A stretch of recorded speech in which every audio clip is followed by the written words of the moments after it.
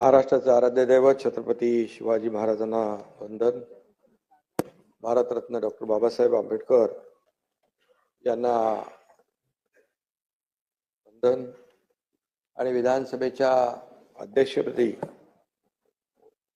Advocate Rahul Narvekar यांचं पुन्हा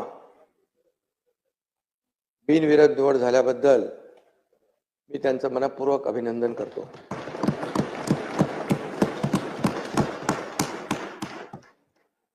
देवेंद्रजी म्हणाले होते मी पुन्हा येईन, ते पुन्हा आले, त्यांचे अभिनंदन. त्यांनी आपला शब्द पूर्ण केला. आणि पण अध्यक्ष महोदय काय म्हणाले नव्हते, मगाशी आपण उल्लेख केला मी पुन्हा येईन, पण ते पुन्हा आले. आणि याचा आनंद सर्वांनाच आहे. गेल्या 2.5 वर्षात त्यांनी केलेलं काम आपल्या समोर आहे. मी देखील त्यावेळेस सभागृहात म्हणालो होतो, तेव्हा दादा आम्ही दोघंच होतो. आम्ही म्हणालो आम्ही 200 पेक्षा जास्त आमदार निवडून आणू, नाही तर मी शेती करायला जाईन.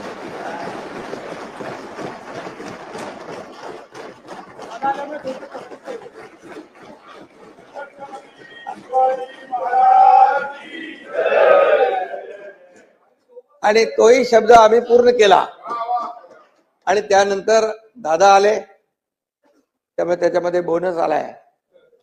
200 आम्ही 37 झालो. आणि म्हणून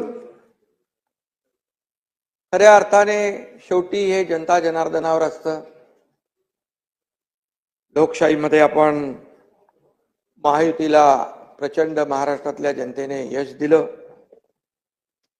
आणि विकासाचं आणि प्रगतीचं नवं पर्व या ठिकाणी सुरू झालेलं आहे.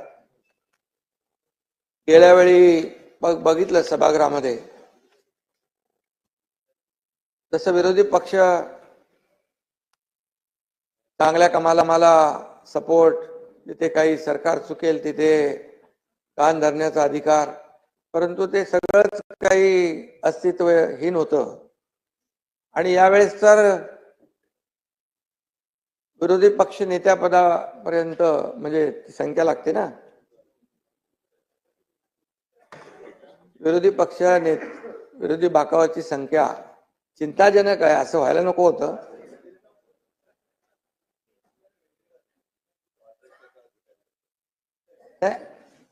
अध्यक्षांचा अधिकार आहे तो.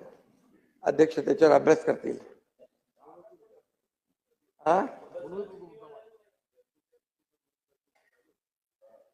आणि अशाच काळामध्ये विधानसभेच्या अध्यक्षपदाची जबाबदारी आपल्यावर पुन्हा आलेली आहे. मुख्यमंत्री महोदयांनी सांगितलं राहुलजी अतिशय अत्यंत सक्षम, समतोल आणि समन्यायी भूमिका घेऊन काम करणारे आहेत. ते कुणावरही अन्याय करणार नाहीत नाना, याची खात्री बाळगा. गेल्या वेळेस तुम्ही म्हणाला होतात की डाव्या बाजूची जास्ती काळजी घ्या. त्यावेळेस जनतेनेच डाव्या बाजूची जास्ती काळजी घेतलेली आहे. त्यामुळे आणि अध्यक्षता आता घेणारच, कारण मगाशी सांगितलं एकदम सूक्ष्मपणे आपल्याकडे लक्ष दिलं पाहिजे. आणि अध्यक्ष महोदय ते करतील. ते कुणावरही अन्याय करण्यात येत नाहीत याची खात्री बाळगा. सर्वात तरुण अध्यक्ष हा विक्रम राहुल नार्वेकरजींनी गेल्या वेळेसच तोडलेला आहे. आणि सलग दुसऱ्यांदा अध्यक्षपदी विराजमान होण्याचा मान आपण पटकावला. आणि मगाशी त्याची उदाहरणं मुख्यमंत्री महोदयांनी सांगितली. पण बाळासाहेब भारदे यांना तो मान मिळाला होता. आणि राहुल नार्वेकर हे दुसऱ्यांदा अध्यक्ष झाले. हा दैदिप्यमान इतिहास सुवर्ण अक्षरामध्ये लिहिला जाईल. काही गोष्टी बऱ्याचशा गेल्या 2.5 वर्षामधल्या मी देखील यापूर्वी देखील म्हणालो की अनेक निर्णय, अनेक विकासाची कामं, विकासाचं पर्व, वेगवान गतिमान विकास, त्याचबरोबर लोककल्याणकारी योजना, हे कमी वेळामध्ये जास्तीचं काम, जास्तीचे निर्णय लोकहिताचे, लोकाभिमुख घेण्याचं काम आम्ही केलं. हे देखील ऐतिहासिक आहे. अध्यक्ष महोदय, गेल्या वेळेस आपल्या समोर कोणीतरी उमेदवार उभा होता अध्यक्षपदासाठी. कोण होतं? राजन साळवी होते. पण यंदा राजन साळवींना मतदारांनीच घरी बसवल्यामुळे दुसरं कोणी तुमच्या समोर उभा राहायलाच तयार नाही. आणि त्या नाना बरोबर ना, आणि त्यामुळे म्हणून मी आपले नाना पटोलेंचा आभार मानतो, कारण आपण अध्यक्षपद नार्वेकरांसाठी रिक्त केलं आणि तिथून गाडी सुरू झाली. पण ती गाडी अशीच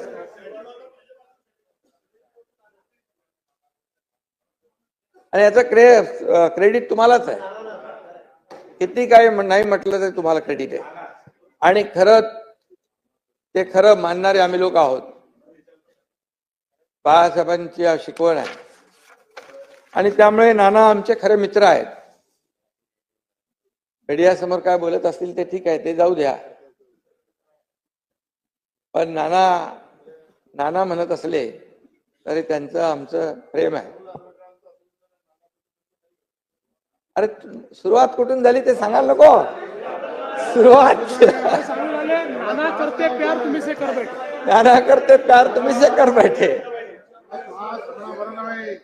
आणि त्यामुळे सुरुवात कुठून झाली, आम्ही कसं आहे, मूळ विसरत नाही. मूळ विसरला की तो, त्यामुळे. आणि मगाशी कोणीतरी सांगितलं, राहुलजी साताऱ्याचे जावई आहेत. सातारा माझा जिल्हा आहे आणि माझी जन्मभूमी आहे, त्यामुळे मला जिव्हाळा आहे त्या साताऱ्याबद्दल. 2022 मध्ये राहुलजी अध्यक्ष म्हणून आपण काम केलं आणि त्यावेळेस तो कसोटीचा काळ होता. सुप्रीम कोर्टाने आपल्यावर महत्वाची जबाबदारी टाकली होती आणि मगाशी म्हटल्याप्रमाणे अगदी टॉपचे वकील इकडे यायचे, काय या सर्व कायद्याचा किस काढायचे. आणि अशा परिस्थितीमध्ये याही वेळेत आपण अत्यंत सखोल अभ्यास करून सचोटीने आणि शांतपणे निर्णय दिला. किती दबाव आणला तरी सुद्धा आपण तोल ढळून न दिला, संयम आपण ठेवला आणि न्यायाचा काटा चुकीच्या बाजूला झुकत नाही हे दाखवून दिलं. आणि तो आपण घेतलेला निर्णय तो योग्यच होता. तर आता झालेल्या निवडणुकांमध्ये देखील जनतेने तोच न्याय दिला, आपण दिलेल्या न्यायाला अनुसरून.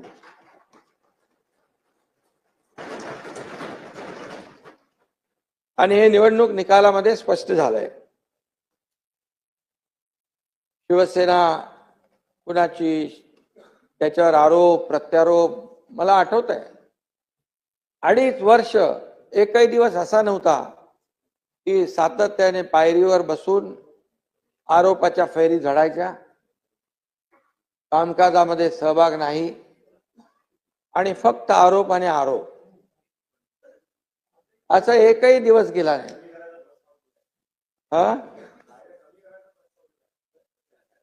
आणि म्हणून खऱ्या अर्थाने राहुलजींच्या, आम्ही त्याला काही लक्ष दिलं नाही. नाना आम्ही काम करत राहिलो. मी नेहमी सांगायचो आम्ही काम करणारे लोक आहोत. आम्ही अगोदर दोघं होतो, नंतर अजितदादा आले. तिन्ही शिफ्ट मध्ये 24/7 काम चालू झालं आणि काम एवढं वेगाने झालं आणि एवढे निर्णय गतिमान झाले की या निवडणुकीमध्ये जनतेने, नेहमी आम्ही सांगायचो या निवडणुकीत जनता कामाची पोचपावती देईल. मग त्या लाडक्या बहिणी असतील, लाडके भाऊ असतील, लाडके शेतकरी असतील, सर्व घटक, या प्रत्येक घटकाला न्याय देण्याचं काम अध्यक्ष महोदय आम्ही केलं.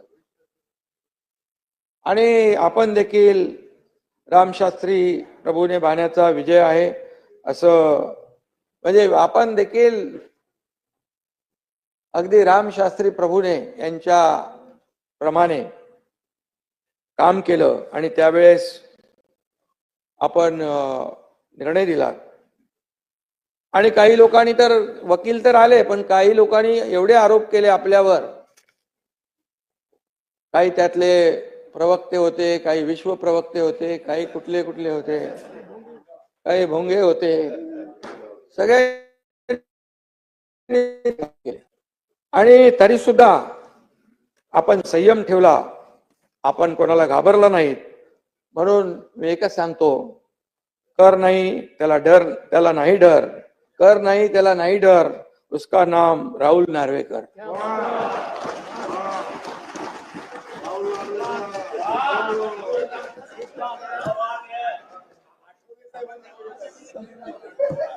आठवले साहेबांची माझी युती झाली आता. आणि खरं म्हणजे जयंतराव आहेत तर आता मजा आहे. काय जयंतराव बघा, बाळासाहेब थोरात, पृथ्वीराज बाबा गेले, नाही दिसत. सभागृहाच्या बाहेर नाना वाचले 208. नाही खरं म्हणजे बघा,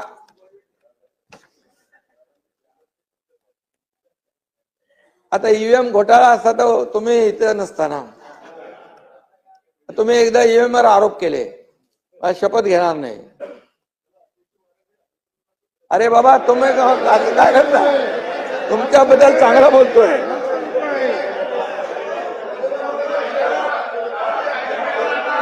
अभिनंदन.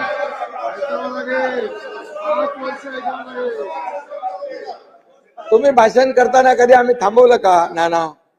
नाना कसं आहे माहितीये का याच्यामध्ये, नाना बघा काय आहे, तुम्ही रोज आम्हाला म्हणजे मीडियावर सांगता, लोकांची दिशाभूल होते. तुम्ही करत नाही, तुम्ही करता असं मी नाही म्हणत, परंतु रोज तुमच्या महाविकास आघाडीकडून होतंय की नाही.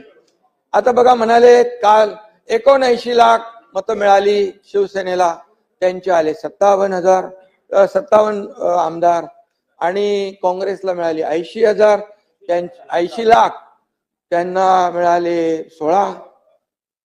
आता मी सांगतो बघा याच्यामध्ये हा मग नंतर बोलू का, त्याच्यावर भाषण नंतर. आणि म्हणून तुम्हाला सांगतो, लोकसभेला नाना, लोकसभेला 73,77,674 मतं मिळाली आम्हाला. किती? 73 लाख. आणि जयंतराव आपल्याला मिळाले 58 लाख, आणि आम्हाला 7 मिळाले, तुम्हाला 8 मिळाले. मग आता आम्ही काय म्हणायचं बरं? दुसरी गोष्ट, लोकसभेमध्ये महायुतीला अध्यक्ष महोदय थोडं सांगायला पाहिजे, नाही तर लोकांमध्ये काय जे सांगतात तेच खरं मानतात. लोकसभेमध्ये यांनी लोकसभेत फेक नॅरेटिव्ह पसरवला आणि त्याचा आपल्याला फटका बसलेला आहे. आणि म्हणून 2,48,12,627 नाना लक्षात ठेवा महायुतीला मतं मिळाली, आणि महाविकास आघाडीला 2,50,00,000, म्हणजे 2,48,00,000 आणि 2,50,00,000, 2 लाखाचा फरक. तुम्हाला किती मिळाले खासदार? 31, आणि आम्हाला 17. मग तेव्हा तुम्ही का नाही मागितलं बॅलेट? बॅलेटची मागणी करायला पाहिजे होती. तेव्हा काय पाहिजे? तेव्हा म्हणाले बुलेटवर स्वार होऊन सगळे जोरात पळायला लागले. No ballot, only bullet. अरे असं हा? आणि नाना काय माहिती याच्यामध्ये, जेव्हा बघा किती राज्य तुम्ही जिंकली. तेलंगणा जिंकलं, कर्नाटक जिंकलं, झारखंड जिंकलं, तुम्ही लोकसभेमध्ये जागा जिंकल्या. हे कसं आहे, हरलो की ईव्हीएम ठरलं की ईव्हीएम वर आरोप करायचा. तर गेल्या 2.5 वर्षात तुम्ही आमच्यावर आरोप करत होता. तुम्ही आमच्यावर आरोप करत होता. एकनाथ शिंदे एकनाथ शिंदे एकनाथ शिंदे आणि आमची महायुती, देवेंद्र फडणवीस देवेंद्र फडणवीस फडणवीस. आता तुम्ही त्या निर्जीव ईव्हीएम वर आरोप करता. आता दुसरं काय तुम्हाला मिळत नाही. आणि अध्यक्ष महोदय, जेव्हा जिंकतात तेव्हा ज्यांचा म्हणजे त्यांना चांगला धडा नाही, जेव्हा त्यांचा विजय होतो त्यावेळेस ती यंत्रणा चांगली असते, लोकशाहीचा विजय असतो. मग तेव्हा लोकशाहीचा विजय म्हणतात. मग तिथे म्हणजे तिथे इलेक्शन कमिशन असेल, निवडणूक आयोग, अगदी सुप्रीम कोर्ट पण. काय परिस्थिती आहे. सुप्रीम कोर्टाचे जज मला वाटतं कधी काल परवा म्हणाले, तेव्हा तुम्ही हारता तेव्हा तुम्ही येता विरोध करायला, आरोप करायला, जिंकता तेव्हा काय येत नाही. त्यामुळे हे जे आहे नाना, हे कुठंतरी लोकशाहीमध्ये आपण लक्षात ठेवलं पाहिजे.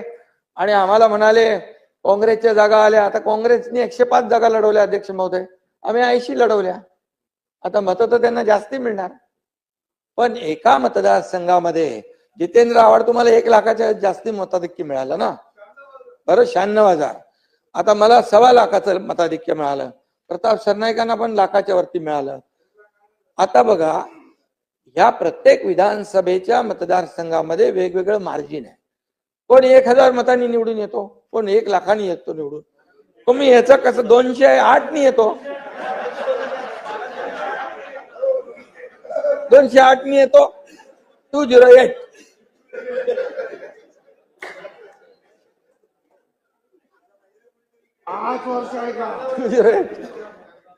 नाना आमचे मित्र आहेत. नाना मी पण बघा एकदम सरळ मनाचा आहे, तसं नाना पण आमचा दिलदार आहे आणि बोलतो पण मन मोकळा ढाकळा मनाचा आहे. त्यामुळे जे आहे ते खरं आहे ते मी बोलतो. मी खोटं कधी बोलत नाही.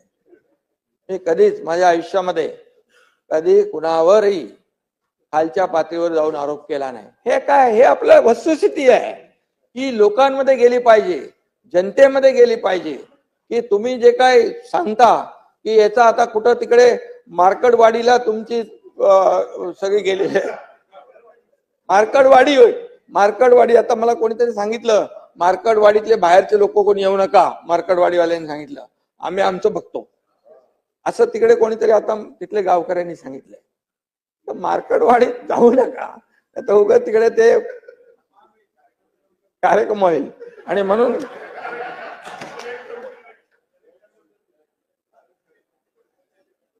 म्हणून शब्दाला जागणारे लोक आम्ही आहोत. आता अध्यक्ष महोदय, राजकीय पक्षांच्या सोबत आपल्याला अनेक लोकांच्या सोबत काम करायचा अनुभव आहे. डबल ग्रॅज्युएट असलेले राहुलजी आपल्या पक्षात असावेत म्हणून सगळ्यांना वाटतं आणि कुठल्याही पक्षाला वाटणार आणि ते सगळ्याच पक्षांना हवे असे वाटतात.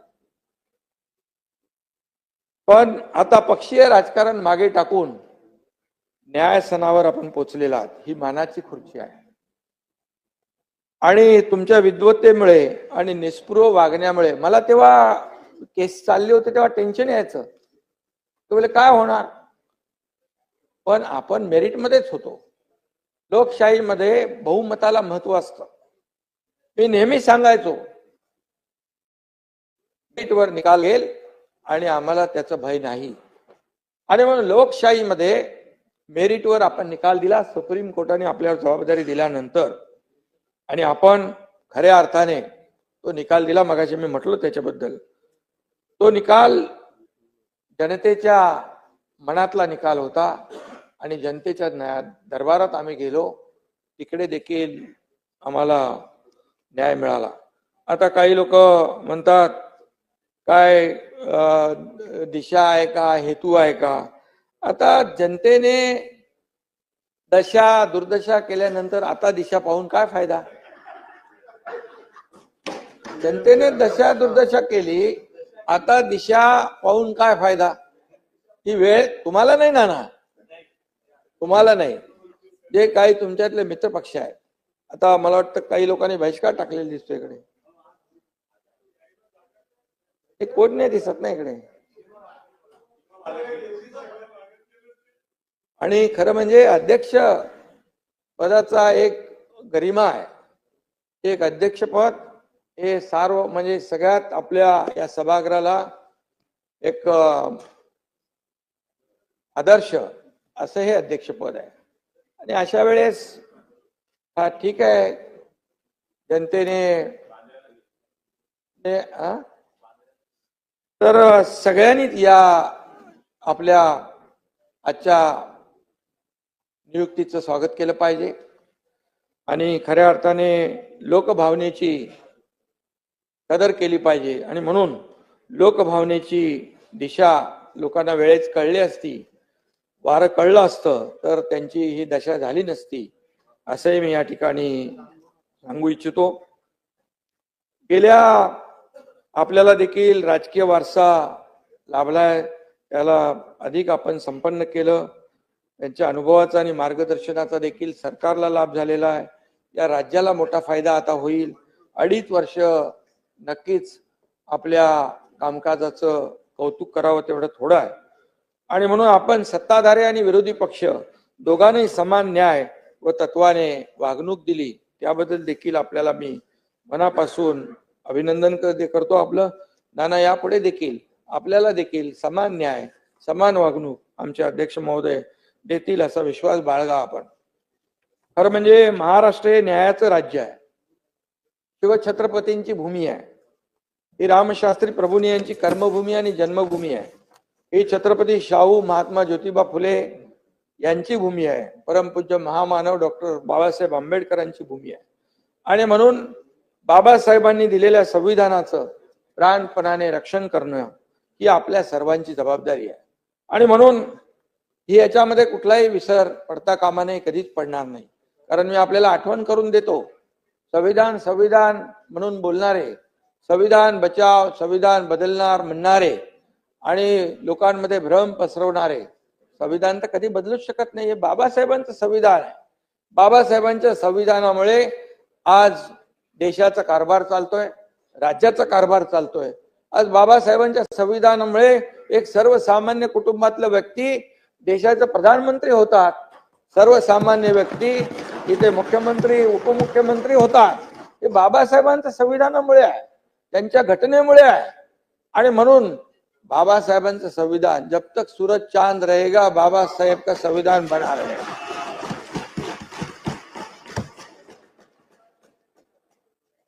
आणि म्हणून खरं म्हणजे बाबासाहेबांचं संविधान आठवण कोणी केली, कोणी ठेवली? 50-60 वर्षात कधी ठेवली आठवण? ज्यांचं सरकार होती, या देशाचे लोकप्रिय प्रधानमंत्री नरेंद्र मोदीजी 2014ला आले. त्या 2015 पासून संविधान दिन सुरू केला.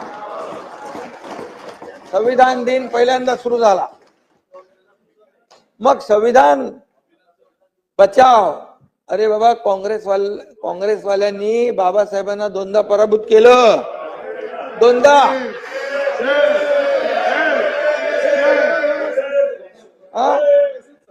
आणि बाबासाहेबांनी सांगितलं काँग्रेसचे जळकं घर आहे, लांब राहा. आता तुम्ही विचार करा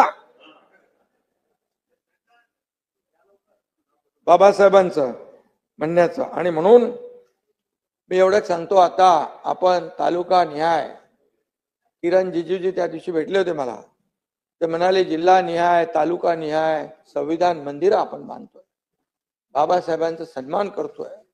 आणि बाबासाहेबांनी ज्या दलित शोषित पीडित जे अन्यायग्रस्त आहेत त्यांना समाजाच्या मुख्य प्रवाहामध्ये आणण्याचं काम केलं. आणि म्हणून हे राज्य बाबासाहेबांच्या संविधानावर चालणारं राज्य आहे. आणि म्हणून आपण आता हे लोकसभेत ते चाललंय, पण विधानसभेत आपण प्रयत्न केला. ते काय कुठले ते लाल कलरचे संविधान आणलं होतं, त्याच्या आतमध्ये कोरी पानं होती. ते आता मी त्याच्यामध्ये जात नाही मी. आणि त्यामुळे खरं म्हणजे आपण जी मोठी मोठी नावं मी घेतली त्या सगळ्या आभाळाएवढ्या व्यक्तिमत्वाच्या तस्वीरी इकडे आहेत. आणि त्या पुतळ्यांना तस्वीरींना आपण हार घालतो. आणि उठता बसता त्यांचं नाव घेतो आपण. आणि खरं म्हणजे त्यांची खरी पूजा या सभागृहातच होते. आणि या पूजेचे मुख्य पुरोहित म्हणून नार्वेकरजींचं कार्य तुम्हाला पुढे न्यायचं आहे, पौरोहित्य करत. आणि म्हणून त्यामुळे त्यांची आपण आपल्या 288 जणांची तुमच्या सकट आमची सगळ्यांची जबाबदारी आहे. आणि या अध्यक्ष स्थानाला विशेष एक महत्व आहे. हे कायदे मंडळ आहे, इथे आपण वेगवेगळे कायदे तयार करतो. छोट्यातला छोटा प्रश्न व मोठ्यातली मोठी अडचण सोडवण्याची क्षमता देखील या सभागृहामध्ये आहे. विरोधी पक्षाला माझं एकच आव्हान आहे, विनंती आहे, जनभावना ओळखून केवळ विरोधाला विरोध करण्याची वृत्ती सोडून द्या. आता तरी जनतेची भावना काय लक्षात घ्या. आणि आज जनतेनेच आज कौल दिलेला आहे आणि म्हणून जनभावनेची कदर करा. आरोपापेक्षा आपण सरकारच्या चांगल्या कामांमध्ये सहकार्य करा. जिथे सरकार काही चुकत असेल, जरी तुम्ही कमी असाल तरी सुद्धा आम्ही तुमची नोंद नक्की घेऊ.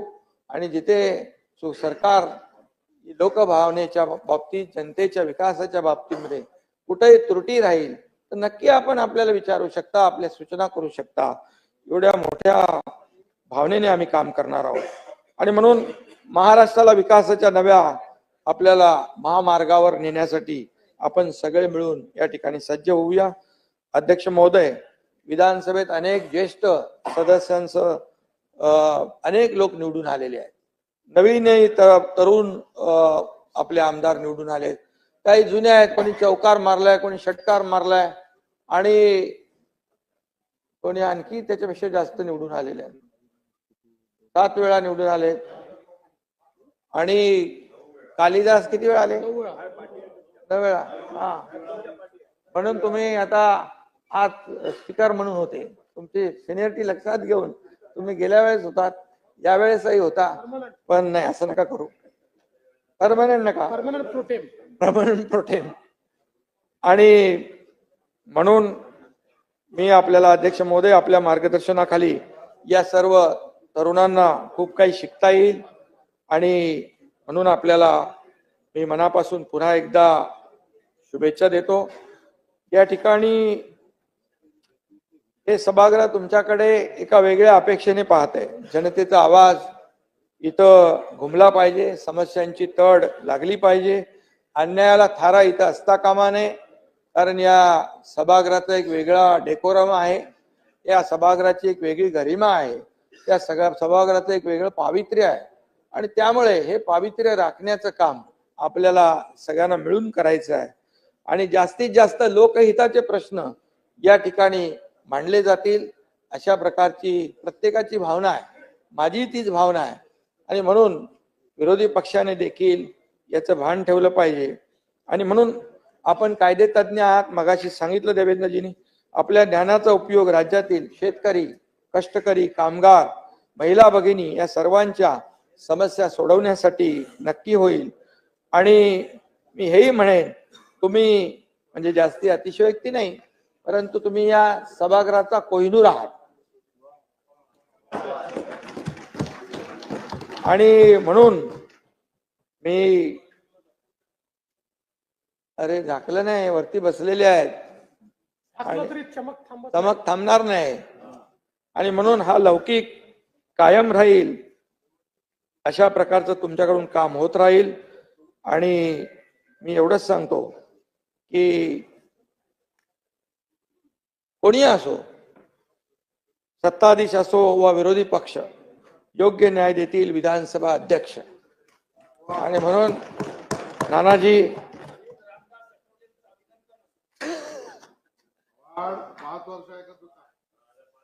तुमचं पण ऐकू, आम्ही तुमचं पण ऐकू, पण तुम्हाला ऐकण्याची सवय ठेवा. ते योग्य वेळी योग्य लोकांचं ऐकत नाही म्हणून अशी परिस्थिती झाली. अशी परिस्थिती झाली. म्हणून मी पुन्हा एकदा विधानसभा अध्यक्षांचं मनापासून अभिनंदन करतो, मनापासून आपल्याला पुढच्या वाटचालीस शुभेच्छा देतो. आणि थांबतो. धन्यवाद. जय हिंद, जय महाराष्ट्र.